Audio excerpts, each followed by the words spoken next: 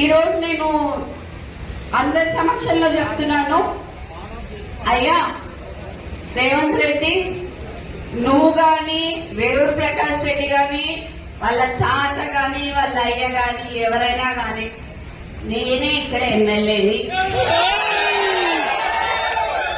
ఖచ్చితంగా నేనే నిల్చుంటా, నేనే గెలుస్తా. అర్థమైందా? ఈ సందర్భంగా నేను నీకు ఇక్కడ నుంచే చెప్తున్నా, నువ్వు ఇప్పుడు రాజీనామా చేయమని చెప్పు, ఇప్పుడు ఇద్దరం నిల్చుందాము, ఎవరు గెలుస్తారో చూద్దాము.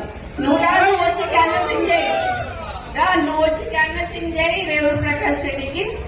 ఇండిపెండెంట్ అయినా నిల్చుంటా, ఒకవేళ కాంగ్రెస్ పార్టీ టికెట్ ఇవ్వకపోతే ఎట్లయినా కూడా నేను గెలుస్తా అని చెప్తున్నా. ఈసారి పర్గాల ఎమ్మెల్యేగా నేను పోటీ చేస్తానని ఈ సందర్భంగా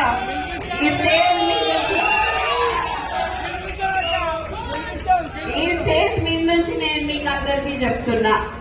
ఇది గతంలో చెప్పినా, కానీ ఇవాళ నేను ఎందుకు చెప్తున్నా అంటే 2 ఏళ్లుగా గెలిపేయమని చెప్పి అసందర్భంగా మాట్లాడిండు కాబట్టి, అనవసరంగా నన్ను రెచ్చగొట్టిండు కాబట్టి నేను ఇలా రావాల్సి వచ్చింది, ఇంత మాట్లాడాల్సి వచ్చింది.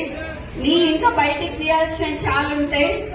నువ్వు ఇంటెలిజెన్స్ రిపోర్ట్స్ తెప్పించుకొని ఇవాళ అందరు మా లీడర్లు అందరు ఇళ్ల దగ్గర పోలీసులను పెట్టావు, నువ్వు ఇంటెలిజెన్స్ రిపోర్ట్ తెప్పించుకొని. ఎందుకంత భయం నీకు? నువ్వు మాట్లాడింది తప్పని నీకు కూడా తెలుసు కాబట్టి. కొండా మురళి మంచోడు కాబట్టి ఇప్పటి వరకు బయట మాట్లాడలేదు, కొండా సురేఖ మంచిది కాబట్టి మాట్లాడలేదు. చిత్తగట్లా కాదు. కొన్ని కాకి పిల్లో మేక పిల్లో ఇది అంటారు చూసినావా, వాళ్ళు ఇష్టం వచ్చినట్టు సరే ఓకే, వాళ్ళ విజ్ఞత వదిలిపెడతాను. ఎందుకంటే నా సేవ ఏంటిది, నా ఉత్సాహం ఏంటిది, ఈ రోజు నియోజకవర్గాన్ని ఏ విధంగా అభివృద్ధి చేస్తున్నాడో మీరు చూసినారు. మొన్న వచ్చిన ప్రపంచాన్ని చూసి ముఖ్యమంత్రి గారు స్టేజ్ మీదనే నన్ను ప్రకటించేసాడు. మన రెండోసారి ఆ ప్రపంచాన్ని చూసే